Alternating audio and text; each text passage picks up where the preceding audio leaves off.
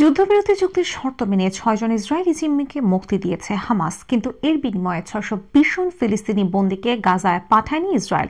দেশটির প্রধানমন্ত্রী বেনিয়ামিন নেতানিয়াহুর এমন সিদ্ধান্তকে খুবই বিরক্তিকর বলেছেন স্টিফেন শুনেস। তিনি যুক্তরাষ্ট্রের সান ফ্রান্সিসকো ইউনিভার্সিটির মিডল ইস্টার্ন স্টাডিজের পরিচালক স্টিফেন জুনেস আল জাজিরাকে বলেন, এটা যুদ্ধবিরতি চুক্তির স্পষ্টত লঙ্ঘন। তিনি আরও বলেন, চুক্তির শর্ত মেনে ইসরায়েলের পক্ষ থেকে মানবিক সহায়তা সরবরাহ, তাঁবু, ভ্রাম্যমাণ ঘর, চিকিৎসা সরঞ্জাম ও অন্যান্য সহায়তা পৌঁছে দিতে অনুমতি দেওয়ার কথা ছিল, তাতেও অস্বীকৃতি জানিয়েছে ইসরায়েল। স্টিফেন জুনেস বলেন, বিরক্তিকর বিষয় হল যুক্তরাষ্ট্র কখনোই যুদ্ধবিরতি চুক্তির শর্ত পূরণে ইসরায়েলকে চাপ দেবে না। যুক্তরাষ্ট্রের কোনো চাপ ছাড়া ইসরায়েলেরও চুক্তিটি শেষ করার জন্য খুব বেশি উৎসাহ নেই।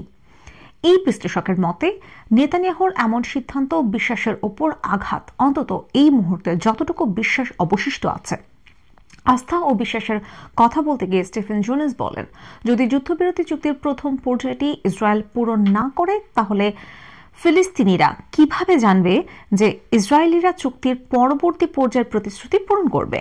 দীর্ঘ প্রায় ১৬ মাস রক্তাক্ত সংঘাতের পর গত ১৯ জানুয়ারি থেকে গাজায় যুদ্ধবিরতি শুরু হয়েছে।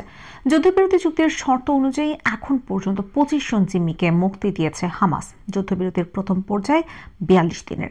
এই সময় মোট ৩৩ ইসরায়েলি জিম্মিকে মুক্তি দেবে হামাস। বিনিময়ে ইসরায়েলি কারাগার থেকে ১৯০০ ফিলিস্তিনিকে মুক্তি দেওয়ার কথা রয়েছে। তবে গত শনিবার হামাস চুক্তির শর্ত মেনে ৬ জন ইসরায়েলি জিম্মিকে মুক্তি দিয়েছে, কিন্তু ইসরায়েল ৬২০ জন ফিলিস্তিনি বন্দীকে গাজায় পাঠায়নি। এই বিষয়ে ইসরায়েলের প্রধানমন্ত্রী বেনিয়ামিন নেতানিয়াহু বলেছেন, সর্বশেষ মুক্তি পাওয়া জিম্মিদের অপমানজনক অনুষ্ঠানের মাধ্যমে ইসরায়েলের হাতে তুলে দেওয়া হয়েছে, তাই আপাতত ফিলিস্তিনি বন্দীদের মুক্তি দেওয়া হবে না। প্রতিক্রিয়ায় হামাসের রাজনৈতিক শাখার জ্যেষ্ঠ সদস্য বাসেম নাইম বলেন, গাজায় চলমান যুদ্ধবিরতি চুক্তি নস্যাৎ করতে বেনিয়ামিন নেতানিয়াহু নোংরা খেলা খেলছেন।